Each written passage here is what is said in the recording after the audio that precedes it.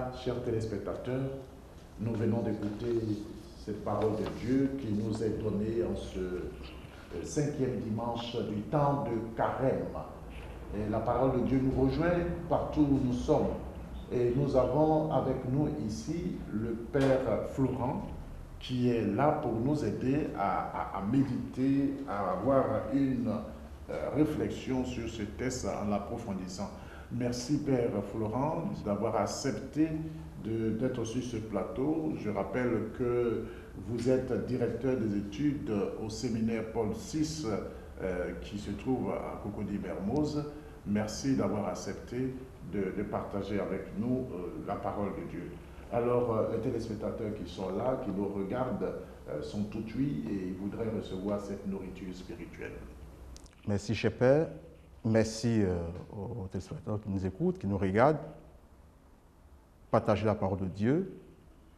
Trouvez l'essentiel pour sa vie. C'est ce pourquoi nous sommes créés. C'est ce pourquoi nous sommes là, comme volonté de Dieu, pour une humanité où les hommes et les femmes cherchent le meilleur, cherchent l'essentiel. L'essentiel, c'est Dieu. Et justement, le texte de la liturgie nous donne l'occasion de vivre une réalité qui est éternelle.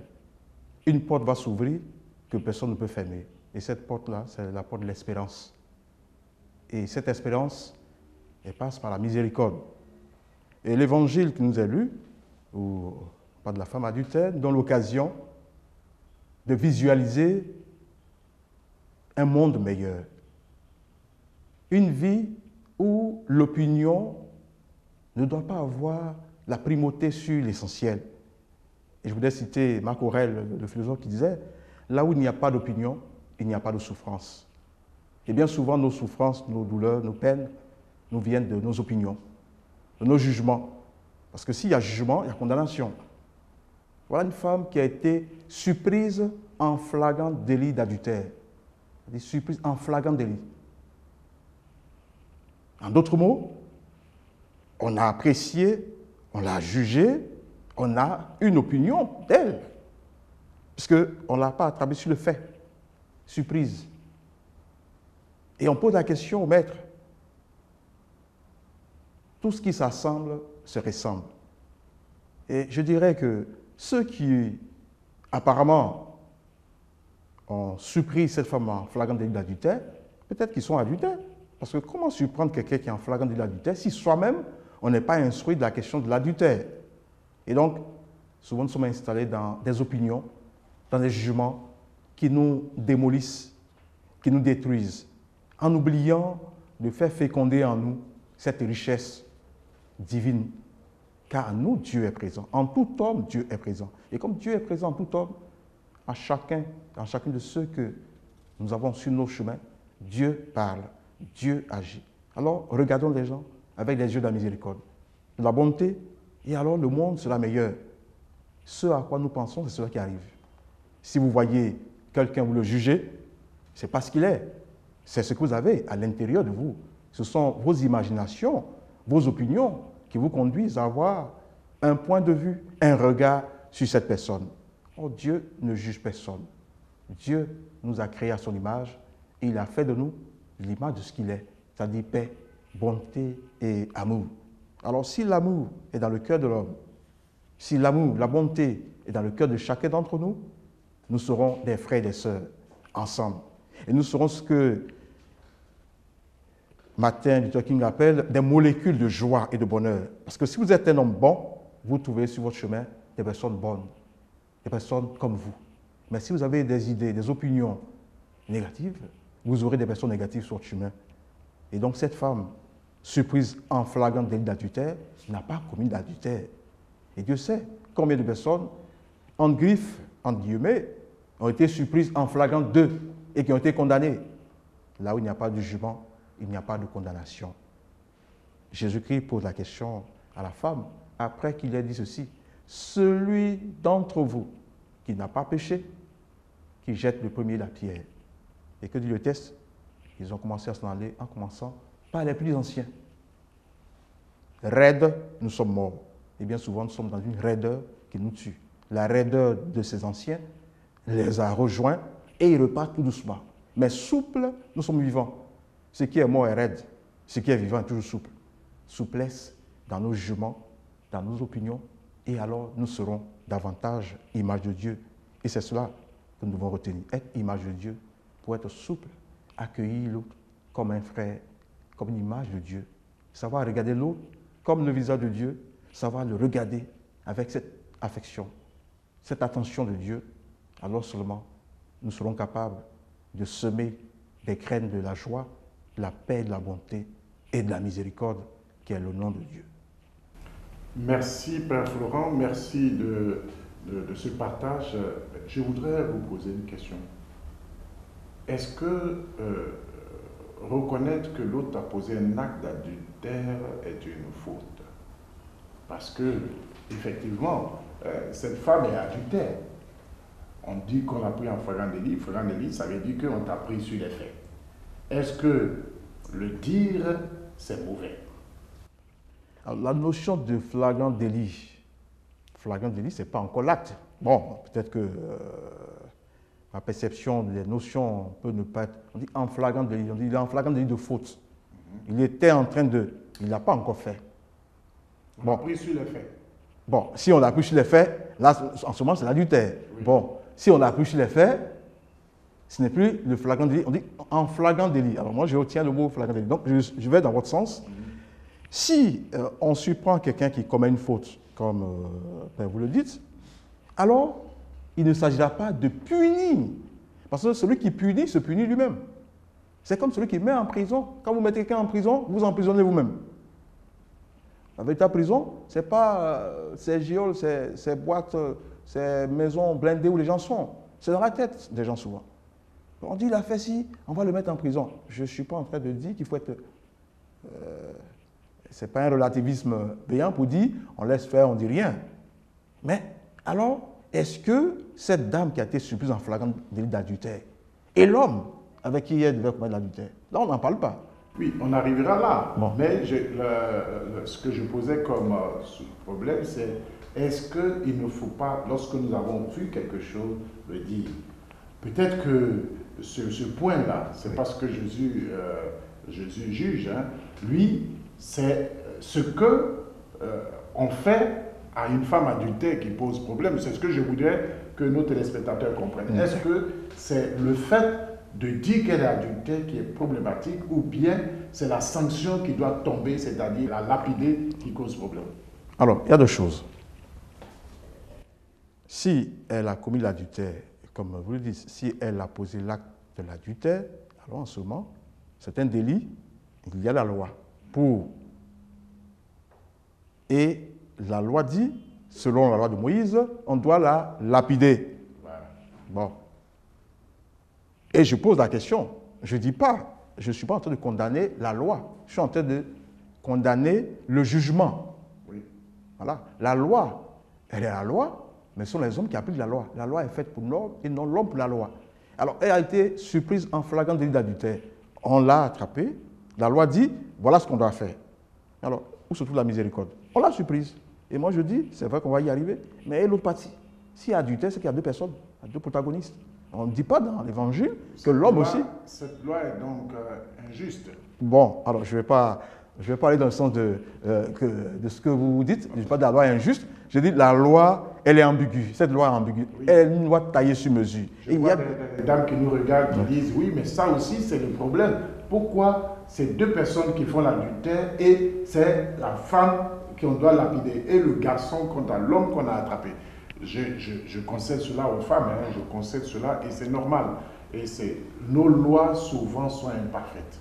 Et c'est ce que vous voulez nous dire. Oui. Et devant toute cette imperfection, il faudrait que l'amour supplante. Et c'est ça que Dieu veut nous montrer. Maintenant, il y a aussi l'attitude de Jésus.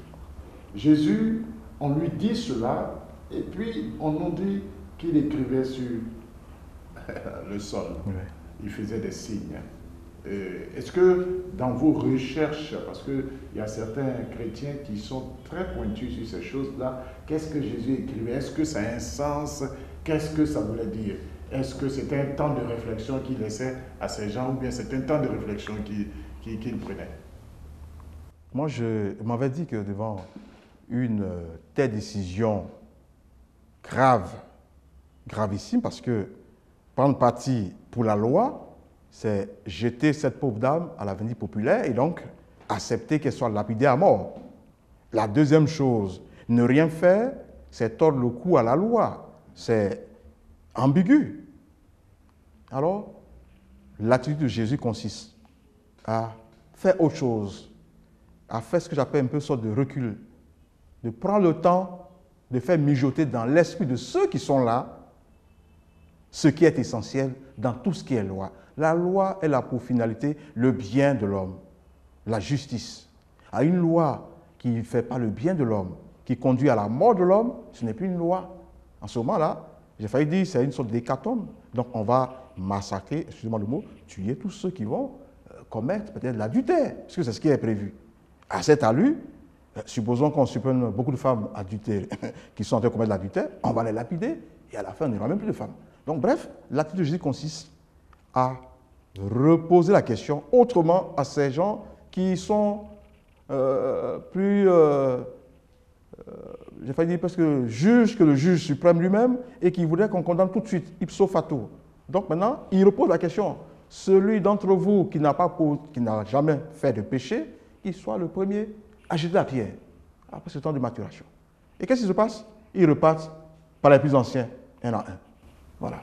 Tous pécheurs, tous pardonnés. Ils se sont rendus compte que plus ils ont vieilli, ils ont fait plus de péchés. Et donc, la vieillesse, c'est aussi source d'emmagasinement de péchés. Et ils se sont rendus compte qu'ils étaient plus pécheurs que cette femme adultère. Et ils ont commencé à partir. Oui, c'est effectivement ce que le passage semble nous dire. Mais est-ce qu'on peut retenir de ce passage que avant de juger, il faut se regarder soi-même? Est-ce qu'on ne revient pas avant d'enlever la paille qui se trouve dans l'œil de ton frère, il faut regarder la poutre, enlève la poutre qui se trouve dans ton œil? Vous dites juste les choses, Père. Je pense que ce texte nous invite tous à ce que j'appelle un peu sorte d'introspection. Peut-être le temps est venu pour que l'analyseur s'analyse lui-même. Parce que analyser les autres, parler des autres, ce n'est pas tout difficile. Mais se mettre en face de soi-même, se regarder dans le miroir de la vie, s'interroger sur ce qu'on est, ce qu'on fait, la finalité des actes que nous posons, en ce moment, je pense qu'on ne pourrait même pas ouvrir la bouche pour dire du mal de qui que ce soit. Car lorsque vous commencez à parler des autres, vous êtes en train de vivre ce qu'on appelle l'extravagance, l'extraverti, vous êtes extraverti et vous oubliez d'être vous-même. Si chacun pouvait être lui-même, nous aurons de la joie à mettre ensemble nos richesses pour un monde meilleur. Alors, la dernière partie du test, et je pense que c'est ce qui va nous permettre de nous arrêter sur ce développement de ce test. Jésus dit, personne ne t'a condamné.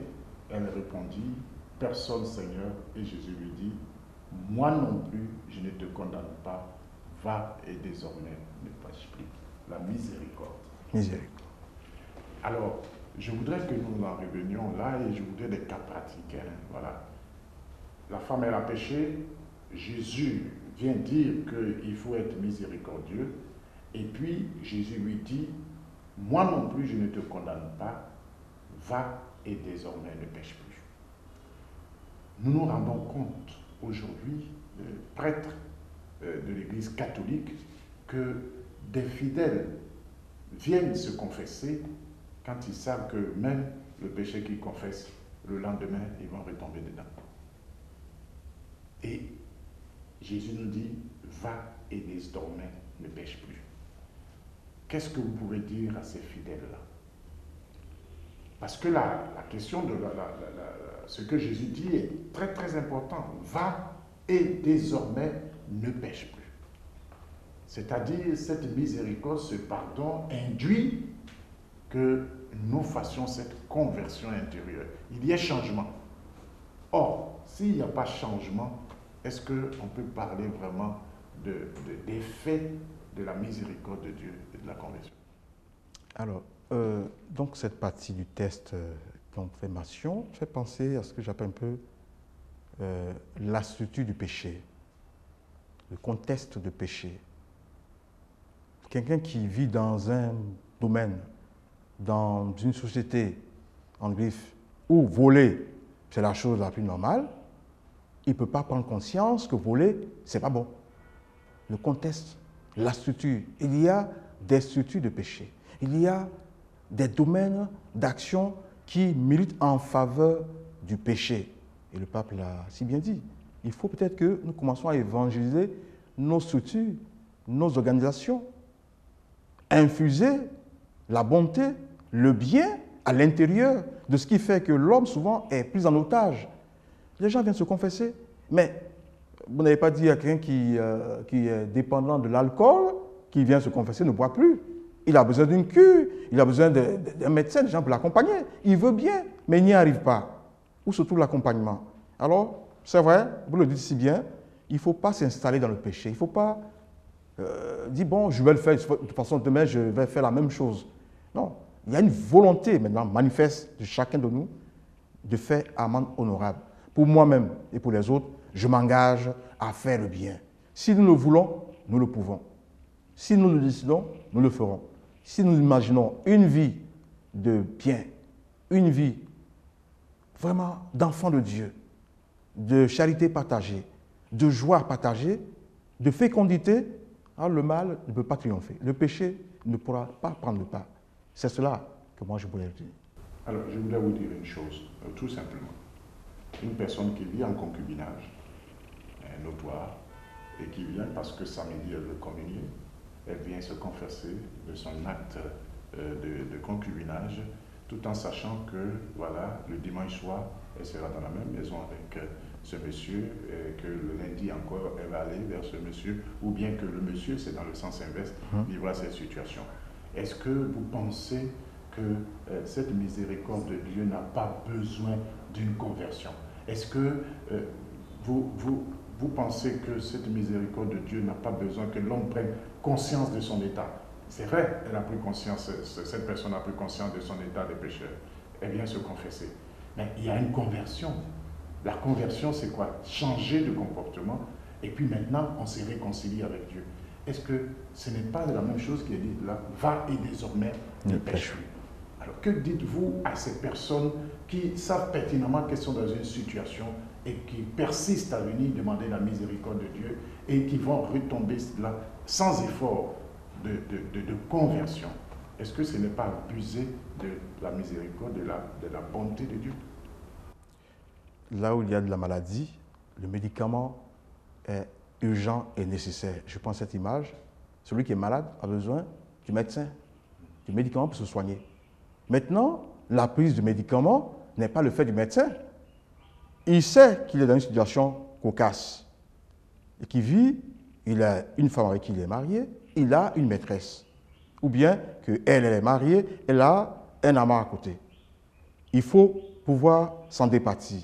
Et je reprends ce que je disais plus haut, la volonté manifeste du changement appartient à chacun de nous. On peut changer, on doit pouvoir changer parce qu'en nous, il y a cette divinité, cette présence de Dieu en nous qui est pour moi la source intarissable de vie et de joie. Donc, je suis pécheur, je prends conscience, je décide de changer, je peux changer. Maintenant, si de façon usuelle, je dis « oh, ça ne sert à rien », je banalise, voilà, je banalise le péché, je banalise mon état, ben, je m'installe dans une logique de péché. En ce moment, c'est ce que j'appelle un peu une conscience un peu émoussée, grasse. Chacun de nous doit faire l'effort de vivre le meilleur de lui-même, de donner le meilleur de lui-même pour que nos sociétés, notre monde aient des hommes meilleurs et alors nous serons capables de dire Dieu chaque jour. Merci beaucoup, cher Père, de ce partage. Nous retenons une chose, c'est que la miséricorde de Dieu est infinie.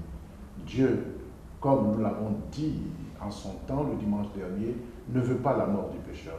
Ce qu'il attend du pécheur, c'est qu'il se convertisse et qu'il revienne à lui. Et c'est ce que le Christ nous dit dans ce texte-là. Personne ne t'a condamné, moi non plus, je ne te condamne pas, va et désormais ne pêche plus. Chers téléspectateurs, la miséricorde de Dieu est infinie. Ce que Dieu attend de nous, c'est que nous puissions d'abord prendre conscience de notre état de péché et qu'ensuite nous puissions nous convertir et que nous ne retombions pas dans ces fautes que nous commettons au quotidien. C'est là qu'on parle de conversion et c'est là qu'on parle de réconciliation avec Dieu. Et tout notre monde est fait ainsi. Faisons l'effort, mes frères et mes sœurs, de reconnaître d'abord que nous avons mal fait. Ensuite, d'essayer de changer pour pouvoir nous réconcilier avec Dieu. Et si nous entrons en nous-mêmes pour reconnaître que nous sommes nous aussi pécheurs, comme nous l'a dit le texte d'aujourd'hui, que celui qui est sans péché lui jette la première pierre, nous serons aussi, en regardant le péché de l'autre, prendre conscience que nous sommes pécheurs et faire l'effort de changer et surtout d'aider celui qui se trouve là et ne pas lui donner la sentence totale, la sentence la plus forte. Et lui donner aussi un peu d'amour, un peu de miséricorde. C'est ce que le Père Florent s'est évertué à nous dire aujourd'hui et c'est ce que la parole de Dieu nous invite à faire. Nous avons été très heureux d'être avec vous. Nous disons que le Seigneur est toujours miséricordieux. Et si vous êtes pécheur, n'ayez pas peur. Ce qu'il attend de vous, c'est que vous fassiez le pas. Le pas, ce n'est pas le pas vers du provisoire, c'est le pas vers du concret, parce que son amour est infini. Il n'agit pas comme les hommes. Il n'est pas rancunier. Dieu, il est fidèle et il est miséricordieux.